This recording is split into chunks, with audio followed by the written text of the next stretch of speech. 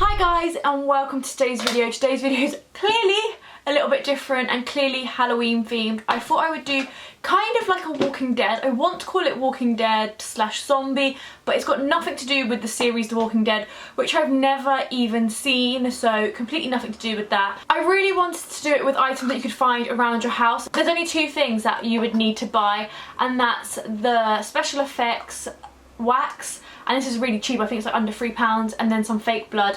This one may even be from Asda. Really cheap and pretty easy to do too. I have like absolutely no special effects skills whatsoever, but I just really wanted to give this a go, and I hope you like it. I hope you don't think it's like completely unrealistic. Obviously, since I know nothing whatsoever about special effects, it probably isn't great, but I gave it a good go, and it doesn't take too long, maybe about half hour, but you can go like as deep as you want. You can do like all your arms and stuff like that. I didn't. I kind of done a little bit down my neck, not that good. Oh yeah, I kind of half-hearted down a hand as well. Don't forget to like this video if you enjoyed it, and let's get started with the video. So I started with the Snazaroo Special FX Wax, and I actually used way too much, but I just warmed it in my hand into a ball. I probably should have used maybe like half of what I did use, but I did end up removing it as I went along. But I just smoothed that over my forehead, just to the side. I'm just using my fingers and trying to thin it out towards the edges so it was more gradual. Here I ended up taking off a little bit, and I just kept smoothing that over. I used a little bit of cream on my hands because it gets a little bit sticky and it helps it not stick as much, and just used the end of my tweezers as well just to help get that smooth edge. And then took my tweezer into the middle and kind of carved out a bit of a hole and tried to smooth that out and kind of scoop out the middle a little bit. I wanted to leave a little bit of a rim almost along the side of the wound, and I ended up having to build that up a little bit with a little bit more wax as well, just because it gives the illusion of flesh hanging over a little bit, and just kind of used my fingers to kind of mould that into place a little bit. Annoyingly, this got in my hair massively.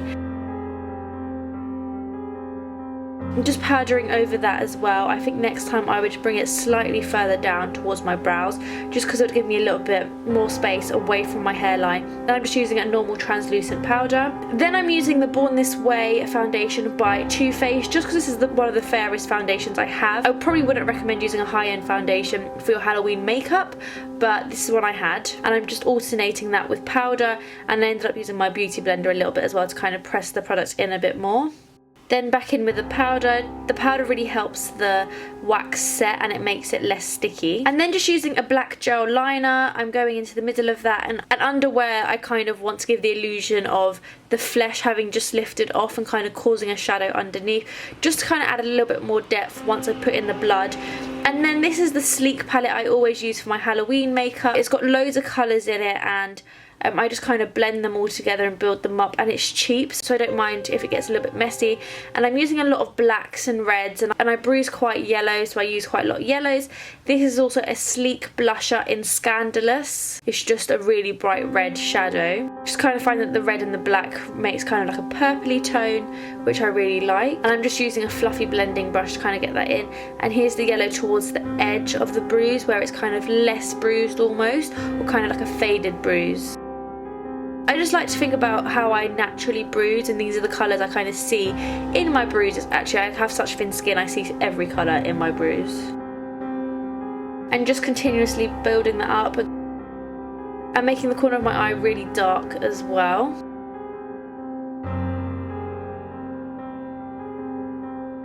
I think the red really adds a bit of like swollenness to the face as well, but I did decide I'd overloaded on the red and tried to fade that down just using a damp beauty blender that I'd used for the foundation previously as well.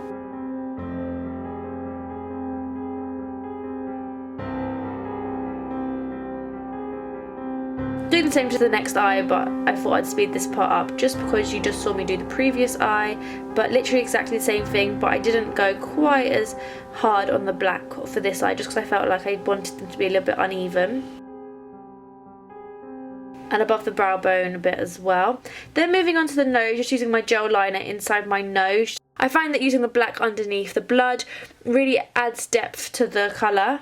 And then I jump all over the place and I'm back on my eyes. Going around my nose but keeping it very wide so it looks like my nose is a little bit swollen too.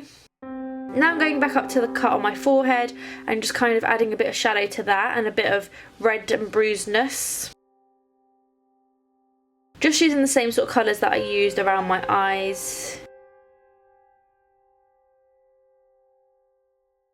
Then I'm going in with some face paint into my nose. This is just a red one over the black liner, just once again to add some more depth when I put in some blood. Then around my lips, adding a bit of a bruise. I think initially I wanted this to be blood, which is why I went in with such a dark colour straight away, but I kind of just fading that in with the beauty blender again and going in with more bruisey colours.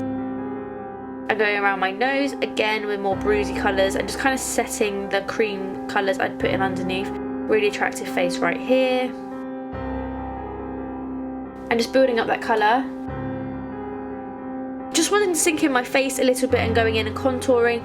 I didn't have any majorly grey contours, otherwise I would have used that. But a grey shadow would work too. I only had a black shadow and that was just too harsh. Then going in with a red lip liner over my eye, just to make my lash line look really sore. Then comes the Vampire Fake Blood. I mixed this up a little bit with some black gel liner once again to add depth and darken the blood, because I feel like sometimes fake blood doesn't really look that fake and dark. And I'm just applying that with like a bit of a spatula almost. And bringing that down past the cut. I wanted the rest of it to run, so I applied it straight from the bottle and it definitely ran. Had to catch it and it carried on running, so I had to kind of tilt my head and hope that it would dry. Another attractive face, and then into my nose as well. Then I decided to do my chest a little bit. This is just a lipstick. It was way too red, but I kind of sorted it out after, just blending that all in. I think it was decent as a base for the shadow, and then I just went in with a much smaller brush to kind of define my collarbone and make me look a little bit more slim almost. Once again, just using the same sort of colours that I used on the bruise and blending that out with a beauty blender.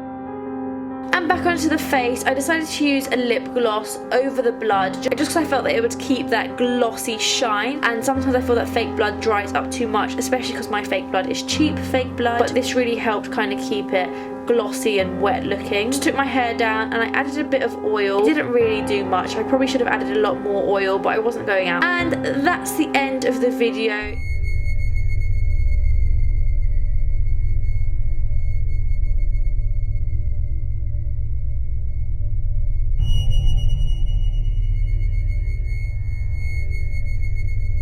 So that's the end of this look, and thank you so much for watching. Obviously you can kind of take as much or as little from this as you want. I am going to do another Halloween tutorial, hopefully a little bit prettier, actually a lot prettier, hopefully. It's not going to be this kind of scary or anything like that. Let me know in the comments if you've got any Halloween ideas, and if you do end up doing anything like this or take anything from this, then I would absolutely love to see a few pictures. Thank you so much for watching as always, and I'll see you very soon. Bye.